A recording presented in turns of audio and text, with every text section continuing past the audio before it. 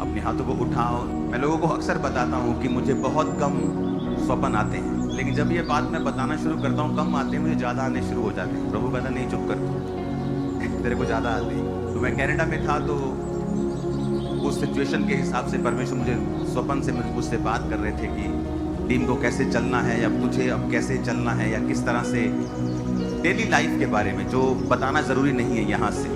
मैं आपको बताता हूँ कि परमेश्वर कितना असली है, और हम उसे जब एनकाउंटर करते हैं, उसके साथ जब आमना सामना होता है, एक शॉकिंग एक्सपीरियंस होता है आपकी लाइफ में, और आपका फेथ, आपकी ज़िंदगी जो है वो नेक्स्ट लेवल पे चली जाती है। शुक्रवार को हमारी फ्लाइट थी, जब हम इंडिया में आ रहे थे, तो हमारी पहली फ्लाइट कनाडा से नीदरलैंड की थी, और नीदरलैंड के बाद हमने दिल्ली में आना था। तो आज सुबह मैं पहुंचा हूँ इधर। तो वो फ्लाइट, हम कनाडा से नीदरलैंड आ रहे थे, तो वो 9 घंटे की फ्लाइट थी। मैं अपना बैठा, 1 घंटा हमने जस्ट इधर उधर देखा, उसके बाद प्रार्थना की, 2-3 घंटे 4 घंटे प्रार्थना करने के बाद मैं सो गया। और मैंने सपना देखा कि जो मेरी फ़्लाइट है वो इमरजेंसी लैंड कर रही है और उसमें दिक्कत है। तो वो जब सपना चलने लगा तो वो कंटिन्यू, उस सपने के बीच में मैं उठा, मतलब ओरिजिनली उठा, मैंने अपना प्लेन देखा और फिर मैं सो गया, नींद में था मैं। और वो सपना ऐसा था कि मेरे 2-3 बार उठने के बाद भी वो सपना कट नहीं हुआ, और जैसे ही मैं सोता था वो सपना कंटिन्यू होता था। मैं उठा, नीदरलैंड हम लैंड कर गए। हमारी अगली फ्लाइट 2.5 घंटे बाद थी। हम उतरे, प्लेन के बाहर गए, हम एक रेस्टोरेंट में बैठे। हमारा टीम मेंबर हमारे साथ था जो कनाडा से था, तो वो कुछ खाने के लिए लेके आया, और मेरी वाइफ और मैं बैठे, और मैंने अपनी वाइफ को बोला, मैंने कहा चलो प्रार्थना करते हैं अगली फ्लाइट के लिए। तो इसने मुझे क्वेश्चन करने शुरू कर दिया, क्यों, क्या हुआ, आपने कुछ देखा है क्या, परमेश्वर ने कुछ बोला है क्या, क्यों ऐसा बोल रहे हो, कि आपने कभी नहीं कहा ऐसा स्पेशल की प्रेयर करते हैं। जनरली आप प्रेयर करते हो चलने से पहले, हम साम्स पढ़ते हैं, भजन संहिता 91 पढ़ते हैं, हमारी आदत है बच्चों की, हमारी चाहे गाड़ी में जाना हो चाहे प्लेन में जाना हो तो हम वो करते हैं। लेकिन उसने कहा कि ये आप एक्स्ट्रा क्यों कह रहे हो, आपने एक्स्ट्रा क्यों कहा है कि ऐसा, कि आप प्रेयर, चलो बैठो, रेस्टोरेंट में बैठे हैं कि चलो प्रेयर करते हैं प्लेन के लिए। तो मैंने कहा कोई बात नहीं, मैं इनको डराना नहीं चाहता था। तो मैंने कहा कोई बात नहीं, मैं करता हूँ। मैंने आंखें बंद की, मैंने प्रार्थना करनी शुरू कर दी, और प्रेयर करने के बाद हम इधर उधर की बातें फिर करने लगे। मैंने आमीन कर दिया। और जब बोर्डिंग का समय आया, जब मुझे दिल्ली के लिए फ़्लाइट लेनी थी, तो मैं जब बोर्डिंग में गए, हम लोग सभी जैसे हम बोर्डिंग करने लगे फ़्लाइट की, तो एक अनाउंसमेंट होने लगी कि there is a technical problem in plane में कुछ टेक्निकल प्रॉब्लम आ गई है, तो आप सभी लोग बोर्ड नहीं कर सकते अभी कैप्टन ने क्लियर नहीं किया है, तो इसलिए आप वेट करो। तो बोर्डिंग लेट हो रही थी। तो जैसे बोर्डिंग लेट होने लगी, मैं साथ में बैठा, तो जब मेरी वाइफ को मालूम हुआ कि टेक्निकल प्रॉब्लम आ गई, तो ये बोलने लगी, कहती मैंने आपको एक बात बतानी थी, मैंने आपको बताया नहीं, मुझे प्लेन में एक सपना आया था, सेम सपना जो मुझे आया प्लेन में। और ये बात हमने एक दूसरे को बताई नहीं, हमने एक दूसरे को डराना नहीं चाहते थे। लेकिन जब बोर्डिंग रुकी और उन्होंने कहा कि टेक्निकल प्रॉब्लम है, जस्ट हमने अपने टीम मेंबर को कहा कि जाके पूछ के आ, किसी सॉफ्टवेयर में प्रॉब्लम है, कोई वैसे कोई मतलब लिखने में कुछ लोचा हो गया कि आपको वेट करनी है, तो कुछ प्लेन में दिक्कत है। तो वो गया उनके पास। तो वो जब प्लेन वालों से पूछा, वो जो क्रू मेंबर होते हैं उनसे पूछा कि क्या प्रॉब्लम है, कि प्लेन के अंदर कोई दिक्कत है कि आपके कोई सॉफ्टवेयर में प्रॉब्लम हो गई है। कहते नहीं, हम बता नहीं सकते ऐसे, आपको वेट ही करना पड़ेगा, जो भी होगा तो अनाउंसमेंट ही होगी। तो जस्ट हम बैठे ही थे, और कुछ देर के बाद जब बोर्डिंग रुक गई तो अनाउंसमेंट हो गई कि जो प्लेन का थ्रस्ट है, यानी उसकी जो जान है, जो उसका जो इंजन है, जो प्लेन को पुश करता है, उड़ाता है हवा में, उसमें दिक्कत आ गई है, तो अभी आप बोर्डिंग नहीं कर सकते। कैप्टन ने बोल दिया कि प्लेन के थ्रस्ट में दिक्कत है, यानी प्लेन का थ्रस्ट ही होता है जो मेन होता है, वही प्लेन को पुश करता है हवा में लेके जाने के लिए, उसमें दिक्कत आ गई है। जैसे ही उसने थ्रस्ट बोला, हमारे होश उड़ गए दोनों के। हमने फ़ोन किया इंडिया कि हम इस प्लेन में नहीं उड़ना चाहते, ये प्लेन में हम नहीं जाना चाहते, क्योंकि हम दोनों को, इसने मुझे बोलना शुरू किया कि मुझे सपना आया, मैंने सपने में देखा कि ये प्लेन इमरजेंसी लैंडिंग कर रहा है, क्योंकि इसके जो रेस में प्रॉब्लम है। अब इसको थोड़ी पता था कि इसे थ्रस्ट कहते हैं, उसके जो प्लेन के जो ऐसे करके रेस देते हैं उसमें प्रॉब्लम आई है। तो मुझे भी सेम सपना था कि प्लेन उतरा है, हम सेफ हैं, लेकिन वो प्लेन जो है वो किसी ग्राउंड में उतरा है। उसने कहा मैंने भी ग्राउंड देखी जहाँ प्लेन, इमेजिन करो सेम प्लेन, हम वो आगे सो रही है, मैं पीछे सो रहा हूँ, सेम हमें सपना आता है, सेम अनाउंसमेंट होने लगती है। वहाँ ऐसा लग रहा था कि परमेश्वर हमारे संग खड़ा था, और हम इतना हैरान हुए, इतना शॉक्ड हुए कि परमेश्वर प्लेन में भी हमारे साथ है। ऊपर 40,000 फीट में हम उड़ रहे थे, और परमेश्वर हमें दर्शन में और स्वप्न में फुल दिखा रहा है। पूरी 3 घंटे पिक्चर चली, मैं डीप नींद नहीं सो पाया। ये तो मैं डीप नींद सो जाता हूँ, नहीं सो पाया क्योंकि वो स्वप्न लगातार चलता रहा। और उसके बाद हमने प्रेयर की, उसने अपनी प्रेयर की, उसने कैंसिल किया, उसने प्रेयर की, लेकिन उसने मुझे नहीं बताया और मैंने इसको नहीं बताया। और उसके बाद जब अनाउंसमेंट होने लगे कि प्लेन के थ्रस्ट में प्रॉब्लम है, तो इसीलिए आपको वेट करनी पड़ेगी जब तक ये प्रॉब्लम सॉर्ट आउट नहीं हो जाती। अगर सॉर्ट आउट नहीं होती तो हमारा प्लेन कुछ अलग चेंज होता है, हमें इस प्लेन में बैठने नहीं दिया जाता। अब मैंने अपनी टीम को फ़ोन किया, दिल्ली में एक मेरी टीम है, एक टीम यहाँ पे है, तो मैंने दिल्ली वाली टीम को फ़ोन किया, यहाँ की टीम को फ़ोन किया कि मुझे ये प्लेन नहीं लेना है, मुझे प्लेन चेंज करना है। क्योंकि मैंने जो दर्शन भी देखे हैं, ऊपर से ये अनाउंसमेंट भी वैसे ही करने लग गए हैं। तो ये क्योंकि ये नॉर्मल नहीं है कि कोई अनाउंसमेंट आपको नहीं मिलेगी कि प्लेन के थ्रस्ट में प्रॉब्लम है। आपको ऐसी बड़ी अनाउंसमेंट जब तक कोई रियल में ना हो आपको सुनने को नहीं मिलती, वो डराते नहीं। आपको तो मालूम होगा प्लेन में तो कितना आपको बोलते हैं। मेरी एक बार अमेरिका जाते इमरजेंसी लैंडिंग हुई थी मेरे प्लेन की, वो बोलते थे हाँ अब हम ऐसे बोलते हैं जैसे कुछ हुआ ही नहीं है, अब हम इमरजेंसी लैंडिंग करेंगे और आपके आसपास फायर ब्रिगेड की गाड़ियाँ की, घबराने की जरूरत नहीं है। ये जस्ट एक प्रोटोकॉल है क्योंकि आपका प्लेन फ्यूल से भरा हुआ है, क्योंकि फ्यूल से वो भरा हुआ था, अभी वो अपनी डेस्टिनेशन में नहीं पहुंचा था। लाखों आपका भार, आपके सामान का भार, आपकी चीज़ों का भार इतना नहीं होता जितना फ्यूल का भार होता है। तो उसने कहा इतना भार है प्लेन में कि इसको इमरजेंसी लैंडिंग जब करेंगे तो ये प्रोटोकॉल है कि उसके साथ साथ फायर ब्रिगेड गाड़ियाँ चलेगी। और फायर ब्रिगेड गाड़ियाँ टॉफियाँ बांटने तो आती नहीं, वो तो आग बुझाने। अभी भी मालूम है कि आग लग सकती है क्योंकि प्लेन भारा है, इमरजेंसी लैंडिंग हो रही है। कहाँ उसने अमेरिका जाना था, कहाँ रास्ते में रुक रहा, तो हमें इमरजेंसी लैंडिंग के बारे में पहले से मालूम था कि क्या होता है सीन। ऊपर सब डरे घबराए होते हैं, हमें सब मालूम था। तो हमें मालूम था कि थ्रस्ट में प्रॉब्लम है, मतलब हमने फ़ोन किया कि मुझे ये फ्लाइट नहीं चाहिए। जब फ्लाइट पता की तो कोई फ्लाइट नहीं थी। अगर मैं फ्लाइट नहीं लेता तो मैं आज संडे यहाँ चर्च नहीं आ पाता। तो हमने प्रेयर की, तो हमने आपस में डिस्कस किया कि परमेश्वर ने हमें दर्शन क्यों दिया, इसीलिए कि हम प्रेयर कर सकें, कि हम प्रार्थना कर सकें। और कुछ भी जब हम करते हैं, अगर वचन का बैकअप हमारे पास नहीं है तो मैं उसे नहीं करता हूँ। तो मैं पवित्र आत्मा से पूछने लगा कि प्रभु मैं क्या करूँ, मैं जाऊँ, मैं कैसे करूँ। परमेश्वर ने मुझे वर्ड दिया, मैंने वो भी किसी को बताया नहीं। परमेश्वर ने कहा कि जब यीशु मसीह जा रहे थे पानी पे चल के, तो वो पानी पे चल के इसलिए नहीं जा रहे थे क्योंकि परमेश्वर कुछ प्रूफ करना चाहते थे। वचन में लिखा वहां कोई नाव नहीं थी, लेकिन परमेश्वर को अपना काम करने जाना था, तो इसलिए वो पैदल चलने लगे। और जब वो पैदल चलने लगे तो चेले डर गए। चेले कहते वो भूत आ गया, भूत आ गया। परमेश्वर कहता रुको, मैं हूँ, डरो मत। तो वहां पतरस ने कहा था अगर तू ही है तो मुझे पानी पे चल के आने की आज्ञा दे, मैं भी पानी पे चलना चाहता हूँ। तो परमेश्वर की आत्मा ने मुझे वचन दिया कि तू परमेश्वर को बोल कि परमेश्वर जब तेरे पास नाव नहीं थी तो तू पानी पे चल के आ गया था, तो ये प्लेन क्या दिखा, तो टूटा प्लेन उड़ा सकता है तो फिर भी सही है, तो सही सलामत है, तो टूटे को भी उड़ा सकता है। तो ये प्रेयर मैंने अपने मन में की, परमेश्वर तू टूटे हुए प्लेन को भी उड़ा सकता है। मेरे पास है ऑप्शन, लेकिन मैं 1 बजे 2 बजे दिल्ली पहुंचता आज दोपहर को, अगर आपके पास मैं 6 बजे पहुंचता यहाँ, संडे मिस हो जाता, तो ये संडे में मिस नहीं करना चाहता था। तो मैंने परमेश्वर की आत्मा ने कहा कि बोल कि परमेश्वर तू पानी पे चल के चला गया था, तो इस प्लेन को भी तू ठीक कर, मैंने उसी में उड़ना है, इसी में जाना है और इसी में बैठना है। सडनली अनाउंसमेंट होने लगे कि ओके पायलट ने सब चेक कर लिया है, आप इस प्लेन में बैठ सकते हैं। लेकिन अभी भी बैठने का दिल नहीं कर रहा था क्योंकि हमें मालूम था कि जो हमने देखा है। तो मैंने अपनी टीम को कॉल की, मैंने कहा ठीक है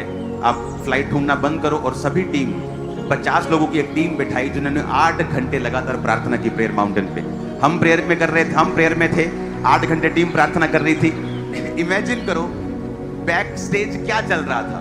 2 बजे रात के हम प्रार्थना में आमीन हुई है, रात के 2 बजे। 6 बजे आई थिंक प्रार्थना करने के लिए इंडियन टाइम में बैठे थे और रात के 2 बजे आमीन हुआ। वो प्लेन लेट हुआ वहां से, क्योंकि लेट चला, फिर रास्ते में लेट हुआ। जब लेट प्लेन दिल्ली में लैंड करता है तो फिर वो लैंड नहीं करने देते क्योंकि वो ट्रैफिक ज़्यादा होता है कि आप लेट आए हो, भी और प्लेन आ रहे, तो वो पहले घूमता रहा दिल्ली और आधा घंटा। फिर जब वो घूम रहा था तो सब लोगों के दिल धक तक यार घूम ही जा रहा है, ये उतर क्यों नहीं रहा है ये। लेकिन जब आप परमेश्वर की महिमा के लिए जीते हो, वो सब चीज़ों को सेट कर देता है। तो जब लैंड हुआ तो मालूम था कि चलो जिंदा आ गए वापिस कि परमेश्वर मरने नहीं देता। लेकिन मैं आपको ये बता रहा हूँ कि हम इस बात से सरप्राइज थे कि एक ही सपना 2 लोगों को कैसे आ सकता है। और दोनों ने एक दूसरे से डिस्कस नहीं किया, दोनों ने अपनी अपनी प्रेयर कर दी कि क्या फैमिली को डराना, छोड़ो। लेकिन हम इस बात से एक्साइटेड थे कि परमेश्वर रियल है, एब्सोल्युटली रियल, बिल्कुल असली है वो। ये बात हमें ज्यादा टच कर रही थी। ये बात टच नहीं कर रही थी ठीक है हम लैंड कर गए हैं, हम बच गए हैं, चलो ठीक हो गया, सब नॉर्मल हो गया, ये बात हमें टच नहीं कर रही थी। लेकिन ये बात हमें ज्यादा पूरे प्लेन में मुझे टच कर दिया। ये 8 घंटे प्लेन में मैं सो नहीं पाया, 8 घंटे में प्रेयर में था, जस्ट आनंदित था उल्टा कि ये इस चीज के लिए कि परमेश्वर ने जो इसने बोलना था वो पहले से बता दिया, 3 घंटे पहले से, और हमने प्रेयर की उसके लिए। क्योंकि बहुत सारी भविष्यवाणियां और दर्शन है जिन्हें आप प्रार्थना से बदल सकते हो, जिन्हें आप चेंज कर सकते हो। आने वाले समय में आपको अपने बेटे के लिए कुछ दिखता है, अपनी वाइफ के लिए कुछ दिखता है, आप उसे बता सकते हो कि मैंने ऐसा देखा है, आपको प्रेयर करनी है, इस चीज से बच के रहना है, या इस चीज के बच के रहना है। टीम को कई बार मैं बताता हूँ कि हमें इस तरह से रहना है, इस तरह से नहीं करना, क्योंकि मैंने ये दर्शन या मैंने ये स्वप्न देखा है। और हम इस बात के लिए एक्साइटेड थे कि परमेश्वर ने हमसे सेम फ्लाइट में, सेम समय पे, सेम एग्जैक्ट बात की, वो भी सपने के द्वारा। इमेजिन, पहली बार हमारे साथ ऐसा हुआ। पहले मुझे अगर दर्शन आता है, जरूरी नहीं उसी को भी सेम दर्शन आए, उसे अलग तरीके से आएगा, लेकिन सेम टाइम के ऊपर, सेम फ्लाइट में। और ऐसे नहीं कि हम फ्लाइट के बारे में बात कर रहे हैं कि इसका इंजन ठीक है ना, तूने इंजन, कुछ बात नहीं। हमारा रूल ये है हमारी फैमिली का कि जब हम कोई भी फ्लाइट पकड़ने वाले होते हैं, हमारे बच्चे छोटे थे जब, तो वो फ्लाइट के बारे में बात करते थे, वो देख कितना बड़ा प्लेन, इधर इंजन का, हम बोलते थे कि नहीं बात नहीं करनी, तो बात नहीं कर। हमारा ये रूल है कि जब भी हम ट्रेवल करते हैं, हम किसी भी प्लेन के बारे में, गाड़ी के बारे में बात नहीं करते। बच्चों के साथ कोई डिस्कस नहीं करते कि किसी ना किसी तरह का वर्ड्स हमारे मुंह से, वर्ड शब्द ना निकले। तो ऐसा नहीं कि हम प्लेन के बारे में कोई बात नहीं हुई, किसी चीज के लिए नथिंग, कुछ बात नहीं हुई, लेकिन सपना सेम था। अब जब मैं वहां से चला तो मैंने एक्स्ट्रा टाइम टीम को दिया। मैंने कहा मेरी लैंडिंग 1:38 पे हो रही है, तो मैं टीम को बोलता हूँ चलो 1:55 तक तुम प्रार्थना करते रहना। जब दिल्ली में प्लेन आया तो वो घूमता रहा आसमान में, मेरे पास फोटो भी है उसकी। मैंने वो पिक्चर, जो मैप होता है ना फ्लाइट मैप, वो घूम रहा, उसकी मैंने पिक्चर भी क्लिक की उसकी। तो वो घूमता रहा वहां पे। जितना समय मैंने कहा था 1:55 तक प्रेयर करना, मेरा प्लेन 1:55 पे लैंड हुआ दिल्ली। मतलब ऐसा हो रहा था कि जैसे कि हम सब कुछ परमेश्वर के कंट्रोल में है। ऐसा लगता कि हमारा एक एक सेल परमेश्वर के कंट्रोल में है। कुछ भी ऐसा नहीं था कि हाँ कुछ एक्स्ट्रा हो रहा है, कुछ अलग हो रहा है, कुछ समझ नहीं आ रहा क्या हो रहा है, नथिंग। आप इमेजिन कर सकते हो परमेश्वर कैसा है वो अजीब। इसको थोड़ा समझ नहीं आया, लेकिन मुझे समझ आ गया था थ्रस्ट का मतलब क्या है। जैसे ही उसने थ्रस्ट कहा, मेरे ऐसे बाल खड़े हो गए, बाजू के बाल खड़े हो गए। मैंने कहा थ्रस्ट, मैंने कहा ये फ्लाइट तो मैं मिस ही करने वाला हूँ। अखी देख के मक्खी तक कोई भी नहीं खाता, लेकिन जब मालूम हुआ कि और फ्लाइट ही नहीं है, तो मैंने कहा ऐसी की तैसी, शैतान तो कुछ नहीं कर पाएगा। मुझे संडे वहाँ पहुँचना है। मैं वो संडे, क्योंकि एक कर्नाटक क्रूसेड के समय मुझे अमेरिका में जाना था प्रोग्राम में, वो मिस हुआ। अगला संडे मुझे पहुँचना है। वो देखो मैंने पिक्चर खींची उसकी, वो देखो प्लेन कैसे गोले गोले है ना, वो लैंडिंग नहीं कर रहा था वो दिल्ली, क्योंकि लेट पहुँचा ना। वो जब प्रॉब्लम हुई तो फिर लेट चला, तो लेट पहुँचा, तो दिल्ली वाले बोलते हैं कि घूमते रहो ऊपर, बताते हैं कब लैंड करना है। तो जितनी देर वो घूमता रहा, बेचारे लोगों के दिल भी घूमते रहे साथ साथ, कि पता नहीं आज लैंड करना भी है कि नहीं करना है। अगर आप डीप वर्ड में चले जाए ना, आप किसी भी फील्ड में चले जाओ, आप साइंस में चले जाओ, आप मेडिकल में चले जाओ, आप जब उस फील्ड में जाकर बहुत ही बारीकी लेवल से आप देखते हैं चीजों को, आपको हर चीज में परमेश्वर नजर आता है। एक वचन को मैं पढ़ूंगा, उसमें लिखा है कुलिस्सिया 1 अध्याय उसकी 15 से 17, वह तो अदृश्य परमेश्वर का प्रतिरूप और सारी सृष्टि में पहलोठा है, क्योंकि उसी में सारी वस्तुओं की सृष्टि हुई, स्वर्ग की हो या पृथ्वी की, देखी अनदेखी, सिंहासन, क्या प्रभुताएं, क्या प्रधानताएं, क्या अधिकार, सारी वस्तुएं उसी के द्वारा और उसी के लिए सृजी गई हैं। वही सब वस्तुओं में प्रथम है और सब वस्तुएं उसी में स्थिर रहती हैं। 16 में लिखा, उसी में सारी वस्तुओं की सृष्टि हुई, स्वर्ग की हो या पृथ्वी की, देखी या अनदेखी। कहता या देखी हुई हो या अनदेखी, पर सृष्टि उसी ने की है। यह है देखी वस्तुएं। कहता अनदेखी भी। आप अपने बॉडी के सेल्स को देख सकते हो। डॉक्टर बोलते नहीं आप में व्हाइट सेल ये हो गया जी, रेड सेल कम हो गए, बढ़ गए हैं, क्या देख सकते हो नंगी आंखों से? कहता देखी हो या अनदेखी हो, उसी में, यानी जीसस की बात कर रहे हैं, वचन की बात कर रहे हैं कि उसी में सारी वस्तुओं की सृष्टि हुई। जब साइंस ने बॉडी के अंदर सर्च की और उसको खोजा, तो उन्होंने एक लेमिनिन नाम का प्रोटीन खोजा। एक लेमिनिन नाम का प्रोटीन जो आपकी बॉडी के अंदर, मान लो आपके एक स्किन पे जब कट लगता है कट जाती है ना स्किन, तो स्किन के अंदर से जब खून निकलता है और उसके अंदर से फ्लैश, उसमें से लाल मांस दिखाई देता है कि नहीं देता? और थोड़े दिन के बाद वो स्किन हील होना शुरू होती है, हाँ कि ना?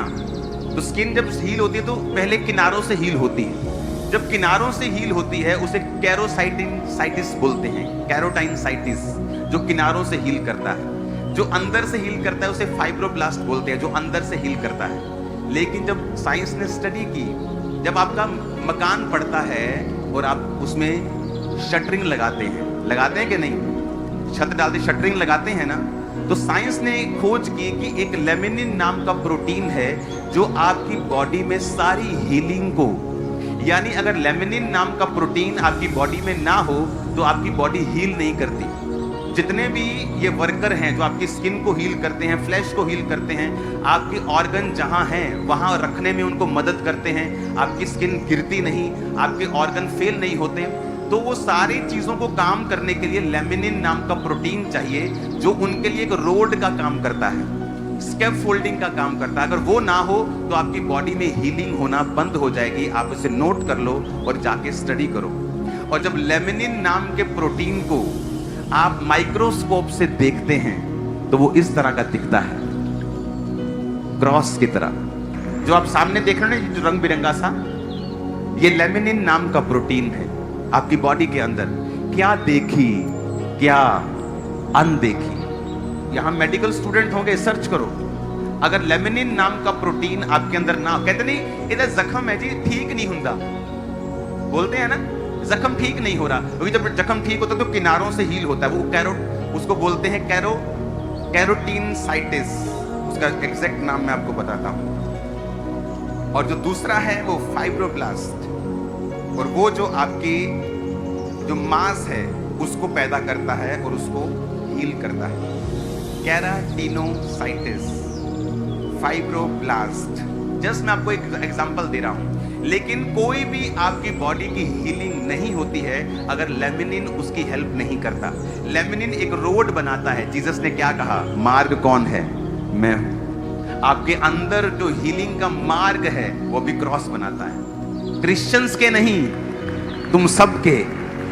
अब मालूम हुआ तुमको किसने बनाया। ये मैं थोड़ी कह रहा हूं, जाओ खुद स्टडी करो, खुद देखो, खुद सर्च करो। इसका मतलब है अगर आप इसको सर्च करेंगे तो सर्च में आप देखेंगे no laminin is equal to no healing. अगर आपके अंदर लेमिनिन नाम का प्रोटीन नहीं है, क्योंकि ये आपको फिजिकली सपोर्ट करता है, माइग्रेशन को ट्रैक करता है, ये सिग्नल है, ये स्कैफोल्डिंग का काम करता है। अगर ये नहीं होगा तो आपके अंदर जो हीलिंग है वो कभी नहीं होगी। केराटिनोसाइटिस फेल हो जाता है, फाइब्रोब्लास्ट फेल हो जाता है अगर आपके अंदर लेमिनिन नाम का प्रोटीन। अब मेरी बात समझो, जब लेमिनिन को आप माइक्रोस्कोप से देखते हैं तो वो इस तरह का दिखता है। आपको क्या लगता है? क्रॉस की तरह आपको क्या लगता है? क्या ये इत्तेफाक है? आपको ये इत्तेफाक लगता है? कुलस्सियों 1 फिर 17 आयत को पढ़ूंगा, लिखा वही सब वस्तुओं में प्रथम है और सब वस्तुएं उसी में स्थिर रहती हैं। तुम्हारा ब्लड, तुम्हारा सेल, तुम्हारी हीलिंग सेल, अगर ये लेमिनिन ना हो तुम्हारी किडनी काम नहीं कर पाएगी, क्योंकि जो टिश्यू उसको लगातार रिपेयरिंग के लिए चाहिए वो लेमिनिन प्रोवाइड करता है। वो रोड बनाता है और वो स्कैफोल्डिंग लगाता है, वो होल्ड करता है, वो ग्लू की तरह काम करता है। और जब उसको आप देखते हो वो क्रॉस की तरह आपको माइक्रोस्कोप में नजर आता है। और जीसस ने क्या कहा? वही सब वस्तुओं में प्रथम है और सभी वस्तुएं उसी में स्थिर रहती। अब आपको ये बात मालूम नहीं थी, मुझे मालूम नहीं थी, लेकिन जब आप डीप स्टडी में जाते हैं, चाहे वो मेडिकल फील्ड हो, साइंस की फील्ड हो, चाहे वो एनी फील्ड हो, और उनसे जब टेस्टिमनी आप लोगे, कैसे ब्लेस हुए, बोलेंगे Bible, we apply the word of God. Sunday छुट्टी और संडे चर्च में जाने के सिद्धांत को सीरियसली अपनाया। I am a billionaire. मैं एक ड्राइवर का बेटा हूं लेकिन मैं आज बिलियनियर हूं। देखो कहता है वही सब वस्तुओं में प्रथम है और सब वस्तुएं उसी में स्थिर रहती हैं। अब आपके अंदर जो हीलिंग हो रही है, चाहे वो क्रिश्चियन हो, हिंदू हो, सिख हो, मुसलमान हो, वही लेके जाता है, वही रोड बनाता है और वो क्रॉस की तरह दिखता है। आपको इत्तेफाक लगता है? ये कितने इत्तेफाक लगेंगे? इसलिए इब्रानी भाषा में इत्तेफाक नहीं है, क्योंकि कुछ भी इत्तेफाकन नहीं है। 16 में लिखा उसी में सारी वस्तुओं की सृष्टि हुई, स्वर्ग की पृथ्वी की देखी या अनदेखी। अब जब ये वचन लिखा जा रहा था तो उस समय साइंस नहीं थी, माइक्रोस्कोप नहीं थे, टेस्ट नहीं होते थे, ब्लड टेस्ट नहीं होते थे, लेकिन उसको मालूम था पवित्र आत्मा को ये क्या देखी और क्या अनदेखी, अनदेखी वस्तुएं। तो आज मालूम हुआ, 100 साल 50 साल हुए होंगे, मालूम हुए कि जब वो आपके ब्लड को लेते हैं, सब प्रोटीन्स को लेते हैं, कौन हील कर रहा है, कौन रोड बनाता है, कौन जमा करता है, कौन जोड़ता है, कौन बनाता है, लेकिन सब में लेमिनिन यूज होता है। अगर लेमिनिन ना हो, अगर आप सर्च करें, नो लेमिनिन नो हीलिंग, वो और कुछ भी हो सकता था, लेकिन वो क्रॉस है, वो क्रॉस है। वो पिक्चर्स दिखाना जो तुमने पहले दिखाई, इसको आपको पढ़ना बाद में। ये लेमिनिन के बारे में लिखा हुआ है कि during healing cells like keratinocytes and fibroblast need to crawl over the wound bed. Laminin provides the road. Wound जहां जख्म है वहां पहुंचना है तो लेमिनिन रोड प्रोवाइड करता है। जीसस ने कहा मैं मार्ग हूं, कहा कि नहीं कहा? उसने कहा मैं मार्ग हूं। आपको लगता है कि कुछ वो अंदर भी बात कर रहा है आपकी कि तेरी किडनी तक जो हीलिंग जा रही है ना, मैं मार्ग में हूं, मैं बना रहा हूं तेरे अंदर भी। जिस दिन आप परमेश्वर को समझ जाते हैं और आप डीप चले जाते हैं, आप ये समझ पाते हैं कि आपको पवित्रताई में, प्रार्थना में, वर्शिप करते हुए, परमेश्वर के संग रहते हुए चलना है और किसी की परवाह नहीं करनी। किसी की परवाह ना करते हुए आपको परमेश्वर में रन करना है। कहता वो अदृश्य परमेश्वर का प्रतिरूप सारी सृष्टि में पहलोठा, उसी में सारी वस्तुओं की सृष्टि हुई। अगर लेमिनिन ना हो तो बॉडी रिस्पॉन्ड करना बंद कर देगी, ऑर्गन फेल हो जाएंगे, किडनी काम नहीं करेगी, हार्ट काम नहीं करेगा, क्योंकि उनको कॉन्टिन्यू रिपेयर चाहिए। आपकी स्किन आई थिंक हर कुछ दिन के बाद नहीं होती है, रिपेयर होती है, आपको मालूम हो। जब लेमिनिन नहीं होता स्किन रिपेयर बंद कर देती है करना। आई थिंक आज का वर्ड आपके लिए काफी है। आपको मालूम होगा कि मेरे अंदर भी वही क्रॉस है जो कहता मैं मार्ग हूं, मैं जीवन हूं, मैं सच्चाई हूं। कोई डिनाई नहीं कर सकता इसको। क्या देखी, अपने पड़ोसी को बोलो, और क्या अनदेखी। क्या सिंहासन, क्या प्रभुताएं उसी के द्वारा और उसी के लिए रची गई है। 17 आयत फिर से पढ़ेंगे, उसमें लिखा है कि वही सब वस्तुओं में प्रथम है और सब वस्तुएं। आप इमेजिन करो, जब परमेश्वर बोल रहा था कि सब वस्तुएं उसी में स्थिर रहती हैं, वो आपके अंदर के स्ट्रक्चर को जानता था। एवरीथिंग, तुम्हारा शरीर, तुम्हारे ऑर्गन, तुम्हारा जीवन, तुम्हारा सब कुछ उसी में स्थिर रहेगा। वही सब वस्तुओं में प्रथम है और सब वस्तुएं उसी में स्थिर रहती हैं। किसी ने नहीं सोचा होगा कि इस वचन का इतना बड़ा महत्व है, ये इतना डीप जा सकता है कि सारी वस्तुएं उसी में स्थिर रहती हैं। आपका फाइनेंस, आपका शरीर, आपकी लाइफ, आपकी फैमिली। मैं लोगों को बोलता हूं कि अगर आप परमेश्वर से मजाक करते हैं और आप उसके साथ चलते हुए भी व्यभिचार में, चोरियों में और अलग अलग कामों में हैं, आप देखोगे आप वो स्थिरता आपकी लाइफ में कभी नहीं होगी। आप कोशिश करोगे आपकी मैरिड लाइफ सही चले, लेकिन वो नहीं चलेगी। आप कोशिश करोगे फाइनेंशियल लाइफ सही चले, लेकिन कुछ ना कुछ होता ही रहेगा, कुछ ना कुछ प्रॉब्लम आती ही रहेगी, क्योंकि सभी वस्तुएं जीसस में स्थिर रहती हैं। अपने हाथों को उठा के हम अपने भारत देश के लिए प्रार्थना करेंगे।